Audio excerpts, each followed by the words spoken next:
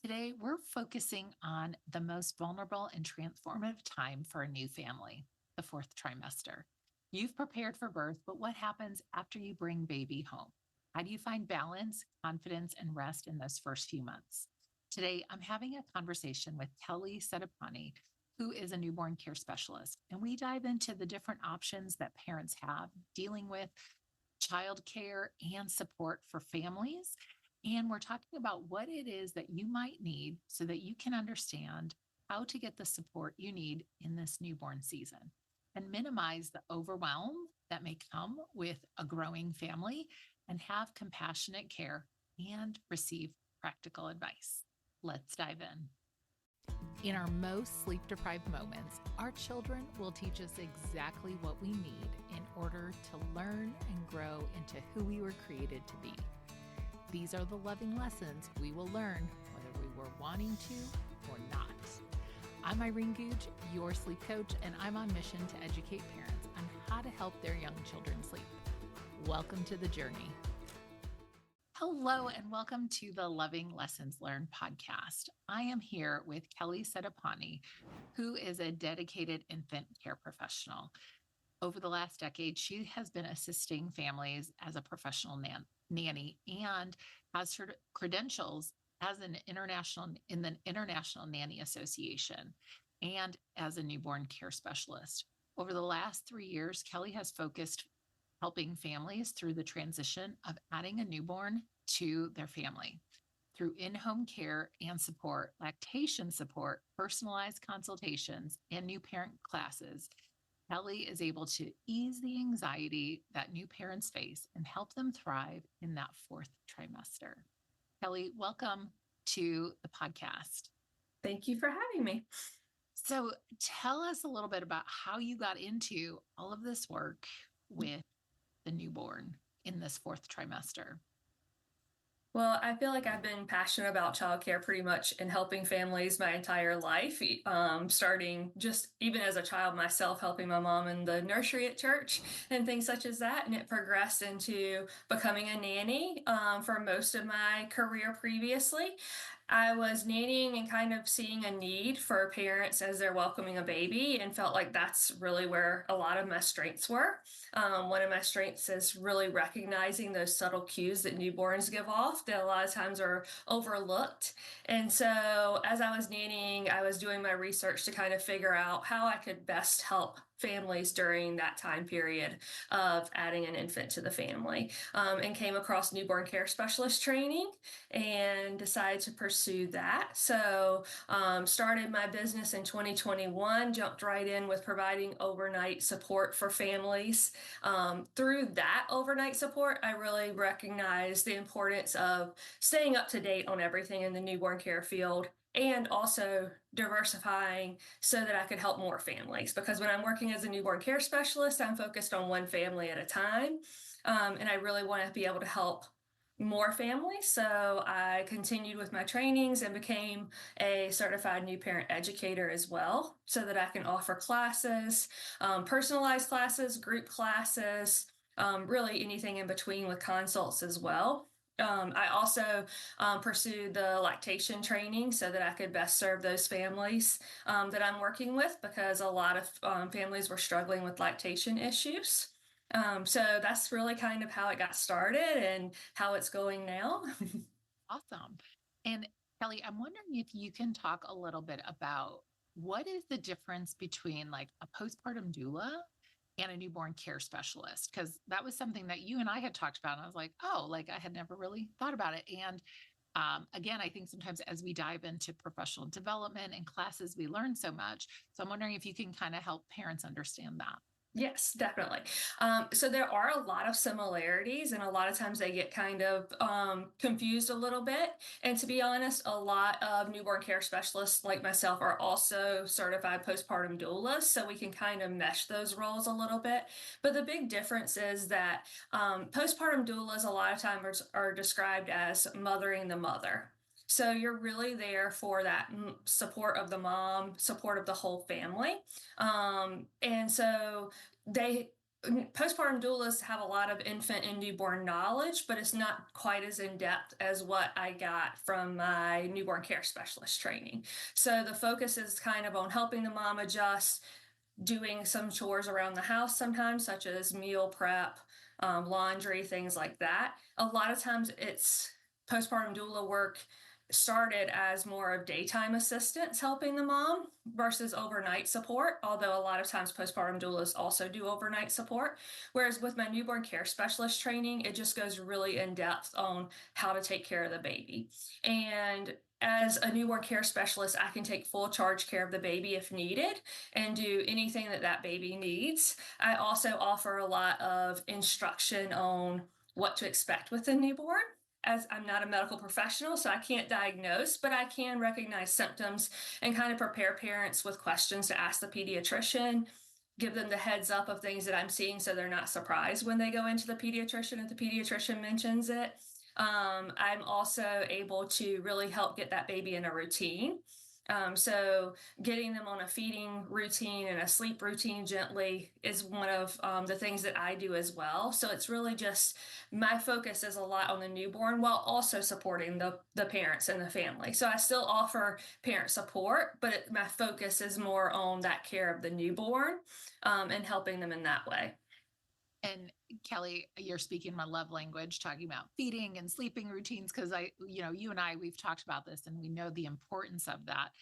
I wonder what you would share with parents to notice or what they should be listening for when you're talking about those subtle cues that their children are picking up on. What are the things that you've learned or that you educate families on?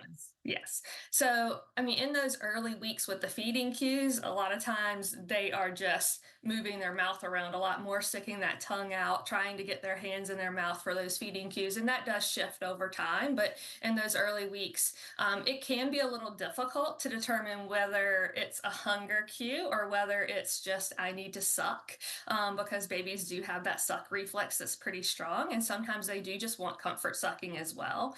But I pick up on each individual baby because they're all different, and kind of when I'm working with them, I make notes of what I'm seeing with that particular baby that is their cue, because sometimes it can vary a little bit from baby to baby. So I can say, okay, this one, if they haven't eaten in an hour and they start doing that, they definitely are ready to eat, versus they just want the pacifier for a few seconds, to kind of calm that reflex. And for sleep, a lot of times this is where it's they're missed the most, and that is baby kind of gazing off into space, not wanting to look you in the face a lot of times. When they're getting overstimulated and overtired, their little eyebrows will turn red sometimes. So I'll notice that. That's usually kind of later in the game. Once you get to that and the yawning and the crying, you've missed a lot of those early signs. But a lot of times they just get a lot more fidgety as well when they're starting to get tired. But it's not purposeful seeming. It's kind of that random jerky movement. So a lot of times that's what I start to notice with the babies, is just kind of that glassy eyed stare, more involuntary movements, that type of thing. Yes. I think that's a big piece where, a newborn care specialist or postpartum doula can really help parents kind of navigate, what does that look like? What is my baby Yes. communicating? Because I know personally in my journey, I had no idea.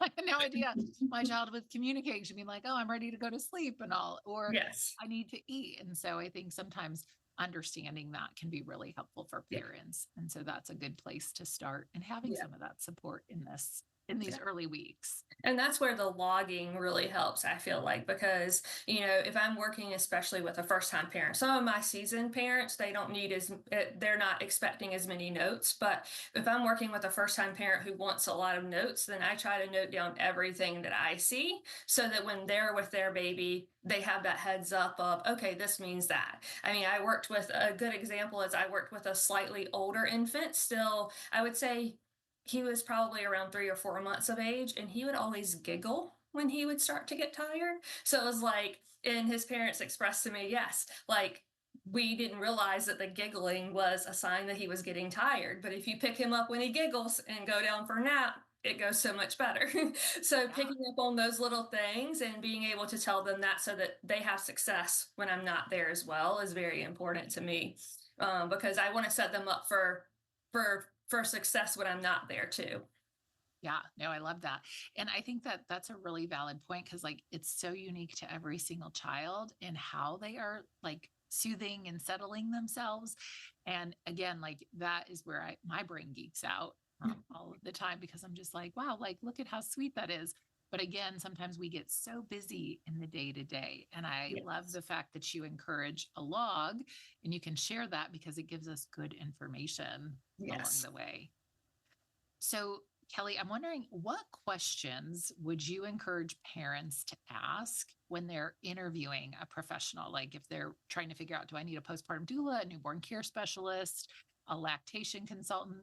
And now, are you a IBCLC? Can you clarify? I, I'm a CLC, which is a step down. So I'm just a certified lactation counselor versus an international board certified lactation counselor. So it's less hours put in. A lot of times, there are pathways to be an IBCLC if you're not a nurse, but a lot of times IBCLCs are nurses that pursue that, and you have to have a lot more hours. So I did the CLC because it is pretty in depth, gives a lot of knowledge. I practice as a CLC mostly helping the families that I'm already helping, because if there's difficulties that arise outside of just kind of the basic, I will refer out to an IBS CLC because they have more experience with that. So that's a little bit of the difference. It's just a little bit lower level of Yeah. lactation counselor. So I do education and setting up for success and helping with little minor hiccups in the road, but anything more difficult, I'll refer out. Awesome. And so, what questions would Yes. you encourage parents to ask as Yeah. they're navigating like support for I them? think a lot of it is asking themselves what they're looking for first, like how much Mm, newborn care they want versus parent support and those other things like the meal prep and the laundry. I do, as a newborn care specialist, I do baby laundry and I wash baby bottles and pump parts and all that thing, but because I'm primarily working overnight, I'm not doing a lot of other little tasks around the house. So if that's more what you're looking for, then you're probably looking more for postpartum doula and day support. And if you're looking for someone, I like to use the example. I work with parents that are going to be stay-at-home parents or parents that are career professionals. But a lot of times, those that have kind of a deadline of they're going back from maternity leave, their priority is really getting that baby on as good of a routine as possible before going back to work. And so a lot of times they're the ones that seek out that newborn care specialist, because of that extra training and ability to help them do that. So then when they're asking questions of the newborn care specialist or postpartum doula, my suggestion is to do a little bit of research on the certifying agencies and find the ones that kind of connect with you. So that's whether you're looking for a postpartum doula or a newborn care specialist. For newborn care specialists, it's not really a super regulated industry. So I am an International Nanny Association credentialed NCS. Um, and that requires you to take a proctored exam that's pretty in depth. It was quite a long test. I studied for it for a long time. And then there are two major certifying agencies that are recognized as being the big certifying agencies, and that's CASH certification, and that requires training from one of their approved training places, plus hours of working with newborns that are verifiable, and references from families. And then the Newborn Care Specialist Association is fairly new, and they have different levels of certification as well, and it requires training from an approved place, hours working with babies. I believe they require a test as well, and things like that. So you kind of look and see what the requirements are and how you feel about that, I feel like, because different people have different priorities when they're looking for care. And then with postpartum doula, if you go and look at some of the major certifying agencies, I'm a pro doula certified. There's also Kappa and DONA are very well known. And if you go and look at their mission statements and philosophies and kind of find what aligns with what you feel comfortable with, I think that helps you in asking those questions of the person you're interviewing. So you make sure that y'all are aligned on your priorities and philosophies. And past that, I definitely ask for certifications where you're certified, or if you're certified, how much experience you do have, because you may be looking for someone. Different parents have different priorities. Some are okay with someone with less experience, and some want someone with more experience. So knowing where someone falls on that can really be beneficial to kind of know what you're getting. Because as much experience as I had when I was new, it still doesn't compare to the experience that I have now, just because of the amount of times I've done it. So I look for CPR certification as well. And then looking at those references, I have testimonials to kind of pick out what those things are that are important to you. Like I know a lot of the families talk about that I log very well, and that's very helpful for them. If that's not something that's as important to you, if you want something different, kind of picking that out. Past that, honestly, it's a lot about fit and personality and just having a conversation to make sure that you align personality wise, because this person is working inside your house and you need to get along with them and you need to trust them because they're caring for your precious little baby. So if you don't feel a connection with them, then it's not as likely to go as well. So a lot of times when I'm interviewing with parents, I'm interviewing them, they're interviewing me, and it's about that fit and whether we feel like we could work really well together, more so than the specific questions. Yeah. No, I think that's a really great valid point because I think back to my personal journey. I'm a school teacher by trade, and then I was doing an in-home daycare, but I was not a certified Mhm. daycare. But I communicated to parents because I was like, you know what? I'm not doing all the things to my house. And I was just upfront, like, here's why I'm not doing it. And I was very open and honest in that communication.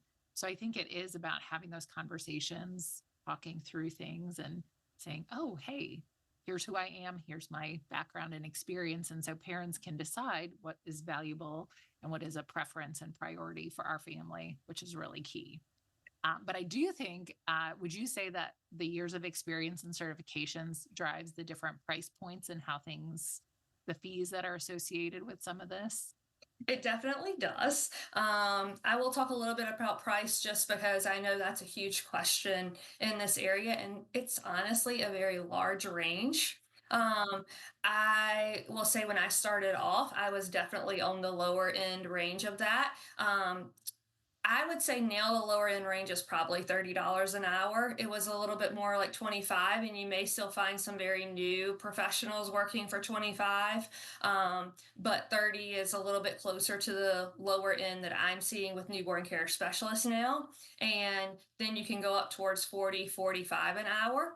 And when we're thinking about that, I'm when you're paying for all these certifications, it does add up.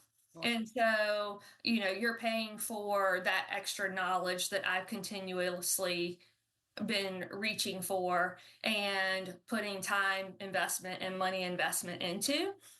Plus just that varied experience as it goes on. So it can range, but I would say somewhere between 30 and 45 an hour is most consistent for this area, with maybe a few outliers on either side of that.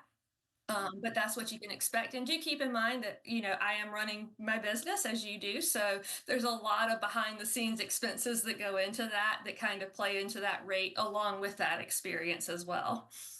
yeah. And so Kelly and I are here in the Raleigh area. So anyone who's listening to this outside of the area, you may want to, find a resource that can help you price out things in that general area where you're located. But I Yes. do think, a lot of times it's the years of experience and like the professional development that takes place over time. I do think that's an important question to ask because sometimes being able to keep up, like I think you mentioned this earlier, like what is the new information that we know and we're learning, because I think things with children are developing over time. I know in my season as a sleep coach, when I first started to where we're at now, like we've learned so much more about brain development. So just realizing that there's updates and understanding the evidence behind that can be really helpful.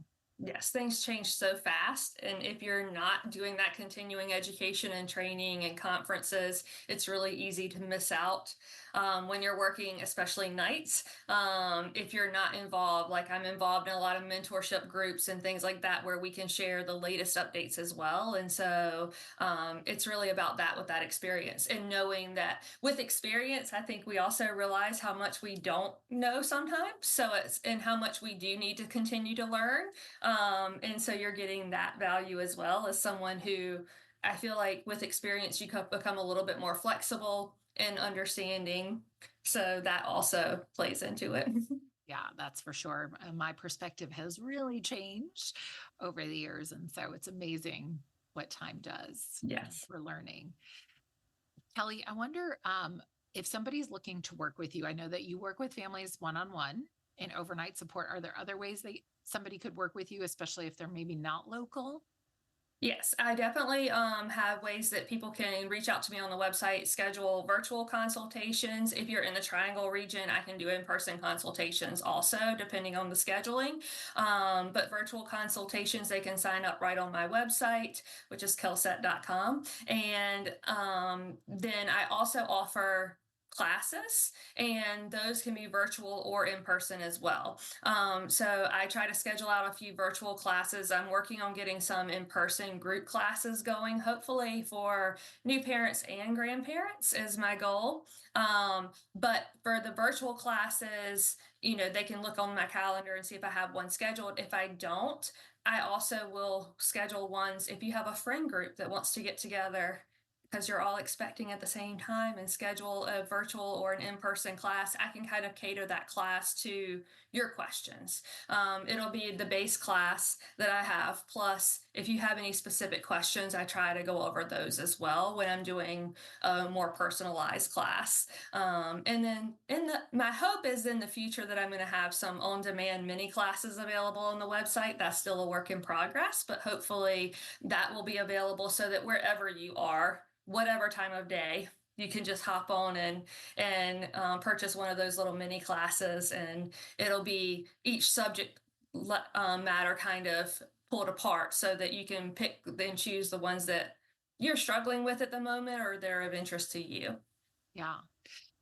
Kelly, I'll share a link to those in the show notes so parents can take a look at that. You mentioned the grandparents class. Tell me why someone would need that. What does that look like for someone who might be listening to this? So a lot of times, it seems that there's some conflict there between parents and grandparents because it's time has passed since they've raised their children, and maybe they aren't as up to date because things like we talked about rapidly change. So the grandparents class kind of helps them get up to date on what to expect with the latest in safe sleep, safe car seat usage, feeding trends, basically anything related to the newborn so that they can be more prepared when they go to visit that grandchild and help out. Because a lot of times I'm seeing that because of childcare costs, people are utilizing grandparents when they have the ability to. And so by taking a class for grandparents, I can kind of set them up for success as well and give them tips for navigating that relationship between their adult children and themselves while caring for their grandchildren. And I find that it's a lot easier for that information to come from an outside source so that there's not as much emotion involved in it. So I really want to help grandparents succeed and have that good relationship because I think it's very important for the parents to have that support and for the child to have that good relationship as well. And so we want that village working together. And I feel like having a class that helps them to get up to date on everything is one way that we can make that work well.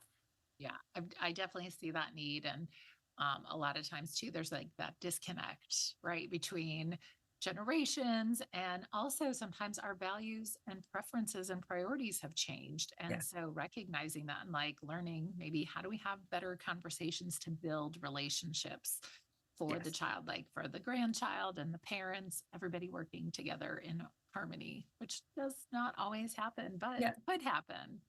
And I also think, like, if I'm thinking back on it, a lot of times parents are choosing to have their babies a little bit later in life nowadays. It's more common. And so there's a bigger gap from when those grandparents raised children or were around young children. So it's understandable that there's going to be a little bit of differences because, as we said, things have changed so much. So it kind of helps bridge that gap so that it doesn't seem quite as large by getting up to date on it. And it's, also family sizes typically are a little bit smaller. So where, previous generations, maybe there was still a baby in the family all the way along. Now we see that larger gap between when a newborn has been. And we all know that they only stay newborns and infants for a very short amount of time. So it's real easy to kind of mesh those milestones in with older ones. So this kind of helps freshen everything up so that, like you said, we can keep those relationships going well.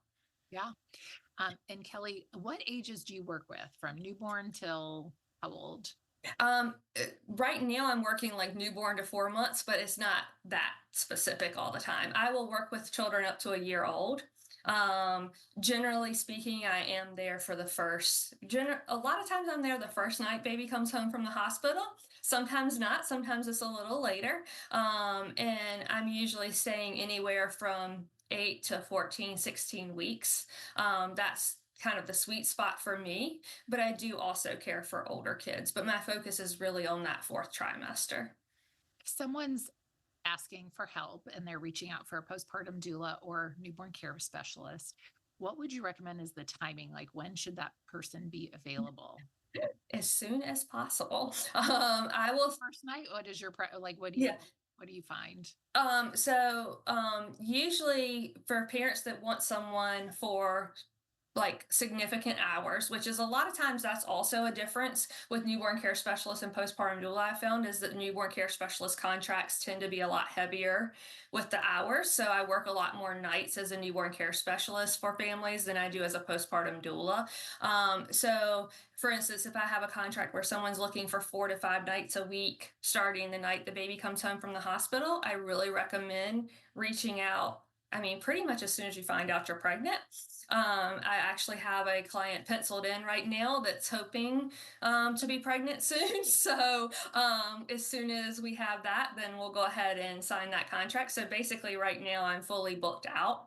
And that has been the case. I would say if you can, at least 3 to 4 months before baby's born, start thinking about that. And I know that's really early and hard to do, but a lot of times when parents wait until the baby's here, we just simply don't have the availability because, as I said, I'm one person.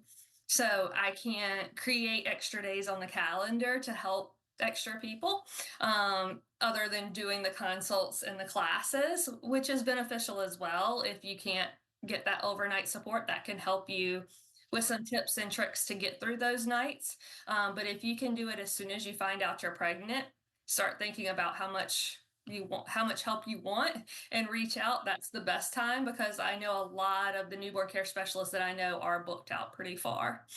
Yeah. It's always interesting. I know for myself, I'd never had anyone who helped me, but I think of how much better outcomes I would have had if I would have had support. And I guess that's my big why as to the work that I do and why this is really valuable and important for parents because Yes. it can give us some validation along the way that, you know what, this is just a different season in this fourth trimester. Yes, very much so. So, Kelly, I know that you and I could keep talking about all things because we love this season of work. I'd love to connect with you and learn more about your 5 loving lessons that you've been learning along the way. Do you have a favorite product or service that you love? Well, I mean, obviously a little bit biased, but the classes I feel like are super beneficial for parents. So taking a newborn care class, I think a lot of times people focus on that birthing class, which is great. You want to have that focus and have a plan in place for what you want for the birthing process, but that newborn stage is drastically different than other stages of development.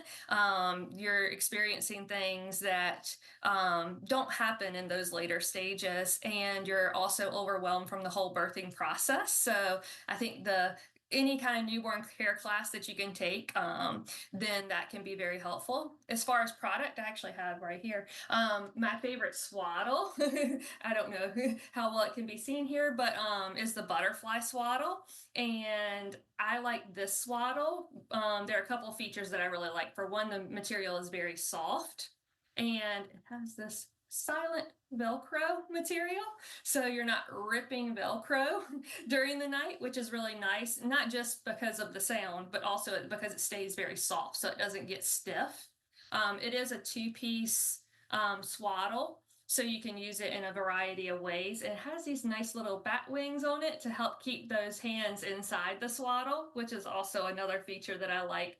Plus, any swaddle that I'm looking for and recommending to parents, I really like the double zipper, so you can zip it up or down, because sometimes you want to check that diaper or even change just a simple wet diaper, and you can do that without taking the swaddle fully off, which can be very helpful during the middle of the night. So this is one of my favorite products that I really like, is the butterfly swaddle, just because it works really well. There's a variety of ways to use it, and it's very comfortable. You first introduced it. We were doing a class together and I Yes. saw that. I was like, oh, I've not seen that one. And so Yes. again, this is where sometimes you work with different people and you learn about Yes. different products. So that's why I like to ask these questions. And so we'll share a link down below to That the sounds good. butterfly swaddle as well.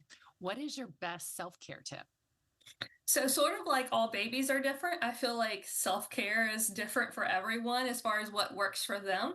But you'll probably like this. My one self care tip is to try to prioritize sleep for yourself when you can. Now, I'm not going to say sleep when the baby sleeps, because, we all know that's not realistic. But having plans in place, if you have a support system, allowing your support system to help you so that you can prioritize some sleep, is going to make such a huge difference. I was recently talking to a former client who was like, I think our whole experience was completely different than some of my friends because I was well rested.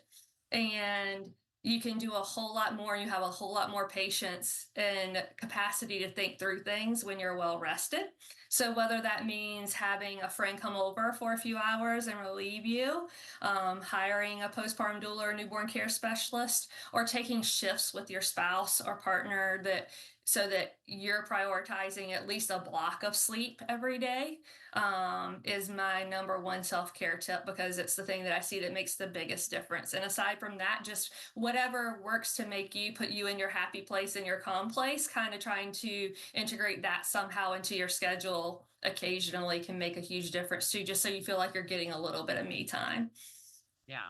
No, I love that. You're speaking my love language. And yes, sleep is super key in all the things that we are doing. And what is something you never thought you would do or say? Wake a sleeping baby is probably the one thing, because it's one of those things where, do you wake them, do you not wake them? And a lot of times I do encourage sleep, because sleep begets sleep. So the more we sleep, the better we sleep a lot of times, but there can be too much. And if you have a newborn that's trying to sleep and miss a feed during the day, that's going to backfire on you at night. So I do encourage parents to wake for those feeds during the day. Maybe we let a baby go a little bit extra if we know that they can make that up a little bit later by half an hour or so, but I try not to let it extend too long, because I don't want them to start thinking they want these large blocks of sleep during the day. And I also want them to have the opportunity to feed regularly so that they can sleep better later as well.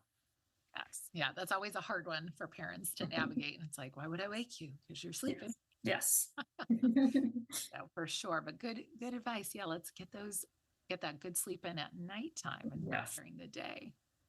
And what is the one thing you want parents to really know from our conversation today to be able to take away? I think I want parents to realize that, like, it's okay to accept help. A lot of times there's a lot of pressure on parents to be the perfect parent, and to do it all themselves, but it's okay. And it's actually beneficial for your baby to have other people in their life and other ways of doing things too. Obviously, you're going to want to have your boundaries in place, and you're going to want to snuggle your baby and do those things. But it is okay to have help so that you can make it through better, this process in a better mental state and more well rested, and to look at the big picture. Because with all that pressure, I think a lot of times it's the pressure to be perfect and to never do anything that they didn't plan to do. And that's just not how life works. And really, it's more about loving and caring for your kid and the big picture versus those little tiny things that didn't go exactly according to plan during the day. So I think having support there helps with that, because it kind of grounds you a little bit more. You don't get so focused on those every little detail sometimes. Yeah, no, I love that. It's okay to accept help. That's been a big mantra that I've had to take in. And for me, I've had to learn to accept imperfect help. Yes, yes. And navigating that, especially with relationships with a spouse and things like that. So it's always important to recognize that not everyone's going to do it the same way that you do it, and that's okay. Focus on the important things that are safety things, not letting someone fall asleep in the recliner holding your sleeping baby where an accident can happen. We're not going to worry so much if they don't follow the exact routine that you set in place that's 20 steps long. If one thing comes out of order, that's not going to be in the big picture. That's not going to hurt anything. So focus on those important safety measures. Yeah, I love, focusing on the safety and the health and well-being of the child. And I think too, something that you just said that made me think is like, it teaches our little ones flexibility. Yes. And adaptability. And I know that was something I guess I struggled with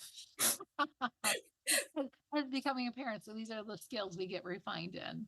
Yes. And that's where the perfectionism comes in as well. Like, you're not going to be perfect in showing, yes, your newborn isn't going to necessarily pick up on these things. But over time, when you're practicing that big picture, then when the child makes mistakes later on, it isn't the end of the world to them as much either, because they've seen you make mistakes and how you handle it.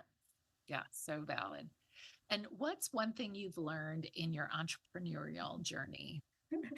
That social media is hard. I already knew that, to be honest with you, but that's not one of my strengths. So there's a lot of behind the scenes stuff that you have to do to keep your business going. That's probably not the strength of a lot of us, that our strength is working with babies and families, because it's a very different type of job. But the rewards there are great as well, because I have my own business, I have a lot of flexibility to help families the way that they need help.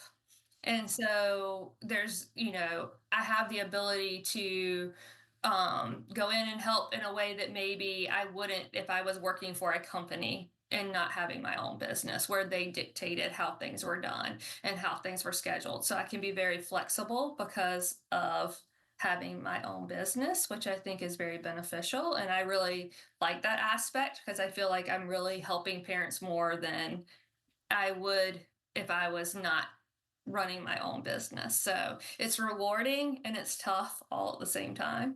Yeah. No, and I love that, the big thing that I took away there is like, you're capturing those moments with parents in real time. And we can't post that on social media. Like, there's just no evidence of that on social media. And I think, unfortunately, social media does not always portray the reality of parenting or business in any aspect. So very true. Yeah. Well, Kelly, thanks so much for being here with me. And I'm excited for parents to learn more about you. They can check out everything in the show notes. So I'll look forward to connecting with you another time. Thank you so much for having me. Thanks for tuning into today's show. You can see all of the details and show notes below. And as you go out into your day, I hope that you'll make it your mission to be calm, confident, and rested as you lead today. Sweet dreams.